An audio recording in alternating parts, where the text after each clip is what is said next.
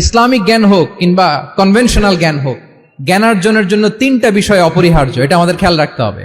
এক নাম্বার হচ্ছে বিনয়, দুই নাম্বার হচ্ছে সফর, তিন নাম্বার হচ্ছে সবর।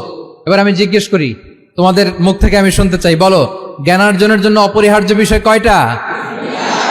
এক নম্বরে বিনয়, দুই নম্বরে সফর, তিন নম্বরে সবর। এই তিনটাই লাগবে। বিনয়ী হইতে হবে, ডাউন টু আর্থ হইতে হবে। বিনয়ী না হলে, মুতাওয়াদে না হলে আল্লাহ তাআলা এলেমের নূর দিয়ে ওই ব্যক্তিকে ধন্য করেন না। বিনয়ী হইতে হবে। বলা যাবে না যে আমি সব শিখে ফেলছি, আমি সব জানি, আসলে কিছুই জানি না, আসলে কিছুই জানি না। অনেক পড়াশোনা করার একটা বড় সুবিধা হচ্ছে আমি যে কিছুই জানি না এটা জানা যায়।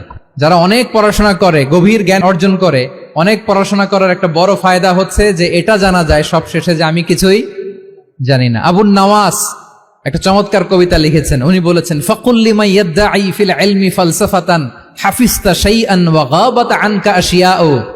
যে বলে যে আমি সব জানি, তুমি তার বৃদ্ধাঙ্গুলি দেখিয়ে বলা তুমি কিছুই জানো না, তুমি অল্প কিছু জেনেছো। মহাবিশ্বের অনেক রহস্য তোমার কাছে এখন অধরা, এখনো অধরা, অজানা।